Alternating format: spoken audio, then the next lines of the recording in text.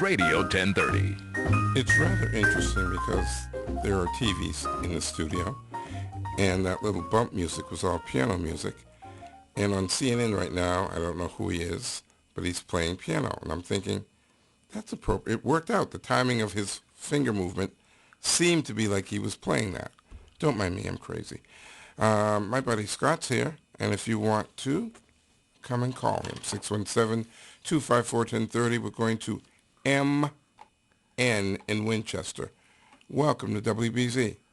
Hi, how you doing? All right. I'd like to ask Scott a question. Go ahead.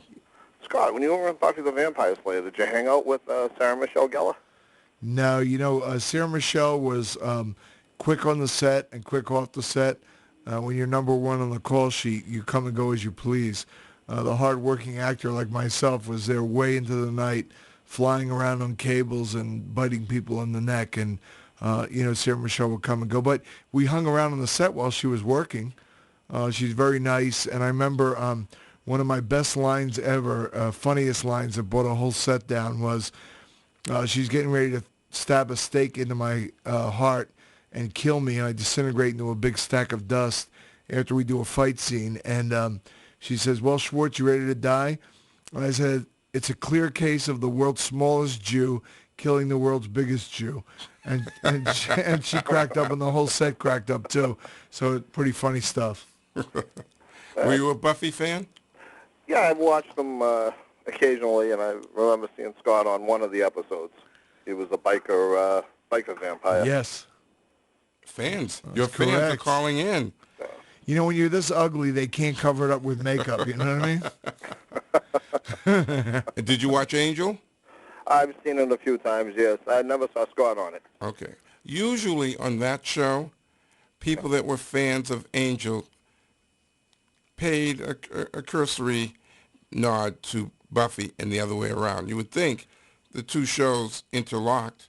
The character Angel came out of Buffy, so you would think you couldn't get enough of either show. True. Well, on Angel, I did one episode, I think, where I'm clearly visible. We there was the episode where I think it was called Parting Gifts, where we're auctioning off parts of Charisma Carpenter. I think I wanted to buy a couple of pieces, but they wouldn't sell them to me. But I was auctioning. We were auctioning off parts, her eyes and stuff like that, to a group of demons and sitting in the crowd. And I played a bodyguard. I was actually a demon bodyguard in my own sense, and no makeup or anything like that. And then, of course, I have this big fight with Boreanaz, and I get killed, disintegrated. That happened a lot in those two series. All right, any other questions? No, that's it. All right. That's all you can come up with? Come on, man. Scott, you know who this is, right? Yes. It's Ted Michalski. It's Ted? How you doing, Morgan? I gave Scott 3 T-shirts, one for you, one for your wife, and one for your daughter. Thank you. Scott's griping about it over here. Well, you know what? What I'm going to actually do is take all 3 of them, cut them down the middle, and sew one big one for myself and keep them and not give them to you. As long as you know I am giving them to him, if they don't get handed to you, you know who to blame. Oh, I know. He'll be running around with them all, sew them together. What the hell are you doing up at this hour? If anybody needs beauty sleep, you do. Oh, please. Come on. Me. You should be asleep like at 7 o'clock, brother. I should have been asleep like 5 days ago. And I'm still going. I don't know if you heard him mention earlier, Ted, that you saved a woman's life in Revere because she was being attacked by a pit bull. But he threw you a left-handed compliment, said it took you 20 shots to put the pit bull down. Well, I hit the commuter rail going by also. I don't know if he told you that. No, he didn't mention that. But he just said that you're such a lousy shot. Oh, I am. Oh, you're admitting it yourself. Oh, I definitely admit it. The man that shot Liberty Valance. Oh, yeah. If you want to, if you want not want to get shot by me, just stand still. And by the way, Ted, thank you for the meal last night. No problem. My pleasure. All right. Anytime. Go to my website, come to one of my shows, and we'll see each other again. All right. All right. Take care. All right, Teddy. See you tomorrow. All right. 617-254-1030 is the phone number. If you want to call in, you've only got Scott, for roughly 18 more minutes or so. You know, by Teddy calling in here proves that you still have the same lunatics calling into the station that you did years ago. Careful, he's a police officer from Revere. Well, he's not here. He could drive here in 18 minutes. I'll be long gone by that time.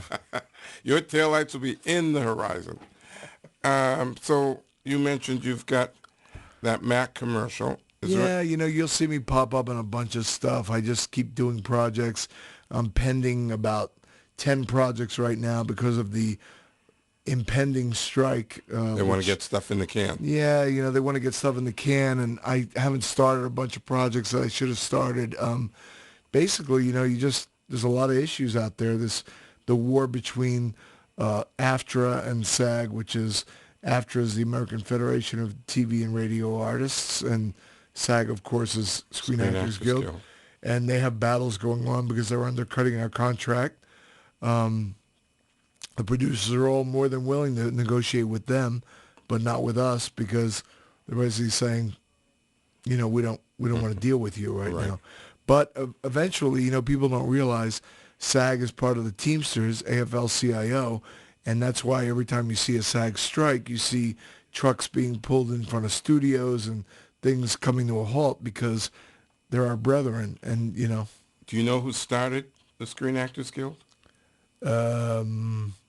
It was his idea, and when he originally began it, it was just a way for him to skim a few more bucks for himself. Was it Ronald Reagan? Bugsy Siegel. Bugsy Siegel? Bugsy Siegel started the concept of the Screen Actors Guild. Now, there you go again, putting down Jewish people. I wasn't putting it. I'm just stating I'm going to have fact. the JDL knock on your front door tomorrow. I'm just stating fact. It was Bugsy Siegel's brainchild. All right. I believe you. I think he wanted to get involved in films in the worst way, He right? did. He truly did. And he wanted to unionize all those lighting guys and all that stuff. And had a break or two gone his way, it's like Castro. He wanted to be a baseball player, and he had a tryout for the Washington Senators. Had that tryout worked differently, maybe there would not have been the revolution in Cuba. And had Bugsy Siegel gotten his wish and gotten to work in a few movies and gotten some film time, maybe Vegas wouldn't have been developed as he developed it. Well, you know, I think that Fidel Castro probably should have pursued a role as an actor as well, and he could have played the role of Slim Pickens in that movie where he straps himself to a missile and takes off and explodes himself. How I Learned to Stop Worrying and Love the Bomb, Dr. Strangelove. Yes. 617-254-1030 if you want to call in. This is my buddy Scott, who is immersed in the middle of Hollywood, doing movies, doing TV, doing commercials, and we're talking about the impending actors' strike, which is supposed to happen around the 30th of June. We're talking about working on movies, talking about his stunt work, his wrestling career. This gentleman has been very busy since I've known him over the past 30 years. He does a little bit of everything and does it darn well. Thank you. You're welcome. 617-254-1030. And tell you what, Corey, why don't we take our last break now? And if people want to call in, here's their chance.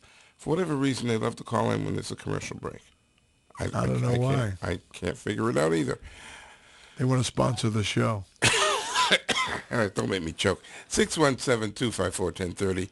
That's the number here of the Jordan Rich Show, heard only on WBZ News Radio 1030 in Boston, where the temperature is 43 degrees.